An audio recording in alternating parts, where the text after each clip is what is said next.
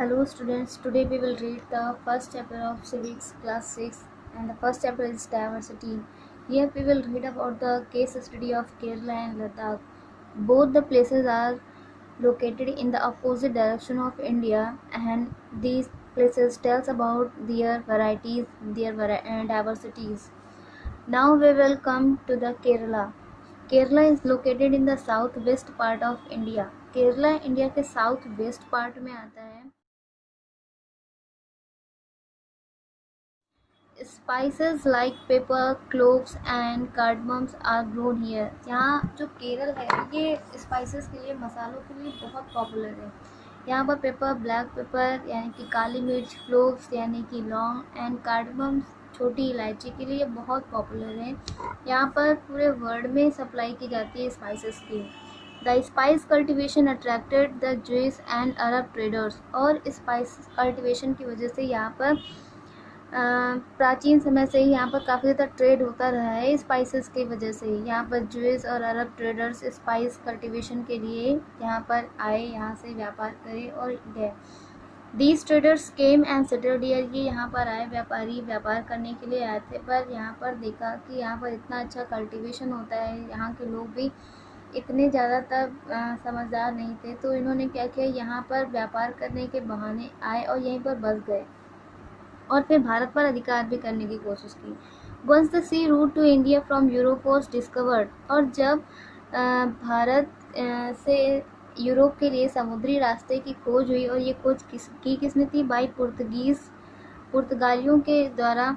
Many European ships started coming here. तो बहुत सारी यूरोप देश से बहुत सारे जो शिप्स थे वो व्यापार करने के लिए यहाँ आने जाने लगे, जबकि यूरोप और इंडिया के बीच का सी रूट जब डिस्कवर किया गया। These foreign merchants practised many different religions here like. और तो ये फॉरेनर्स अपने साथ साथ अपने रिलीजन को भी लेकर आए और आज भी वो रिलीजन इंडिया में फॉलो किए जाते हैं, just like Islam, Christianity, हिंदुज़्म and Buddhism. हिंदुज़्म और बुद्धिज़्म तो यहाँ पहले से ही था, पर इस्लाम और क्रिश्चियनिटी ये लेकर आए। The people who came and settled here eat rice, fish and vegetables today. आज जो लोग यहाँ पर रहते हैं वो चावल, फिश और वेजिटेबल्स खाते हैं। Fishing is an important livelihood in Kerala. और केरला में सबसे इम्पॉर्टेंट है फिशिंग, और उसी से ज़्यादातर लोग पैसे कमाते हैं। चाइनीज़ फिशिंग नेट्स और चीना वेलर। जो चाइनीज़ फिशिंग नेट है उसे हम कहते हैं केरला में चीना वेलोर एंड चीना चट्टी और द फ्राइंग यूटेंसिल्स। और जो उनके बर्तन होते हैं फ्राई करने वाले, उनको कहते हैं चीना चट्टी। यानी कि जो नेट होता है फिशिंग नेट उसे चीना वेलोर, एंड जो उनके यूटेंसिल्स जो बर्तन होते हैं उन्हें कहते हैं चीना चट्टी।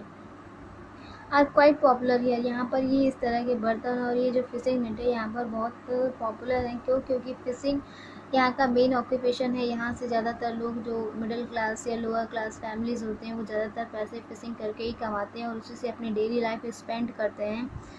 तो इस तरह से केरला जो कि ब्लैक पेपर के लिए और स्पाइसेस के लिए काफ़ी वर्ल्ड पॉपुलर है, और ये इंडिया में साउथ वेस्ट पार्ट में आता है और ये काफ़ी ज़्यादा पॉपुलर है। यहाँ पर बोट रेस भी होती हैं। तो इस तरह से ये था केरला की डाइवर्सिटीज़, वहाँ का फूड। और फिर बात करते हैं लद्दाख के बारे में। Ladakh is a cold desert. ये एक कोल्ड डिज़र्ट एरिया है and is located in the northern part of India. और ये इंडिया के नॉर्थ।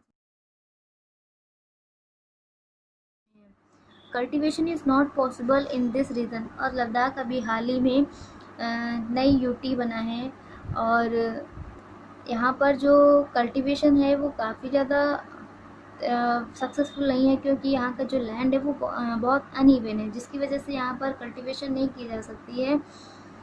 और इस तरह से क्या होता है कि यहाँ पर रेनफॉल भी बहुत कम है और बहुत कम ही यहाँ पर वेजिटेशन देखने को मिलता है। Melting snow is used for getting water. और पानी के लिए क्या करते हैं, जो बर्फ़ होती है उसे पिघला कर यूज़ करते हैं, या जब बर्फ़ पिघल कर छोटी सी झील बनती है तो उससे वो वाटर लाते हैं। सीप rearing is an important occupation here. यहाँ का जो इम्पोर्टेंट ऑक्यूपेशन वो है सीप रेयरिंग, यानी कि ये भेड़ चराते हैं ज़्यादातर। द पॉपुलेशन इज़ लो, यहाँ का लैंड काफ़ी अनइवन है और यहाँ का जो वेदर है वो काफ़ी कोल्ड होने की वजह से बहुत ही कम पॉपुलेशन यहाँ पर देखी जाती है।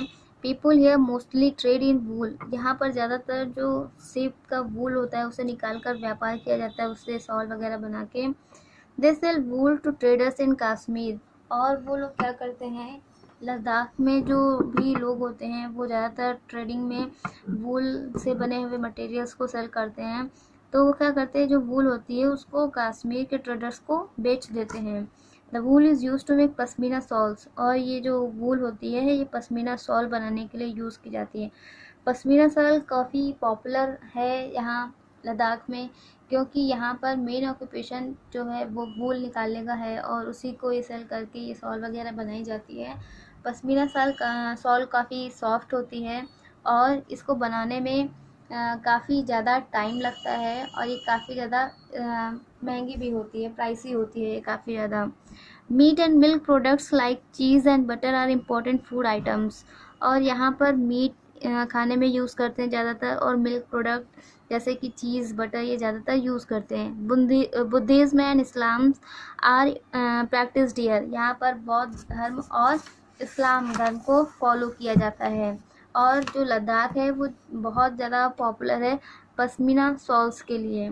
Thank you. ये था आपका केरला और लद्दाख की डाइवर्सिटी के बारे में, वहाँ के डिफरेंट कल्चर्स, रिलीजन्स के बारे में, ऑक्यूपेशंस के बारे में और वहाँ की कल्टीवेशन के बारे में।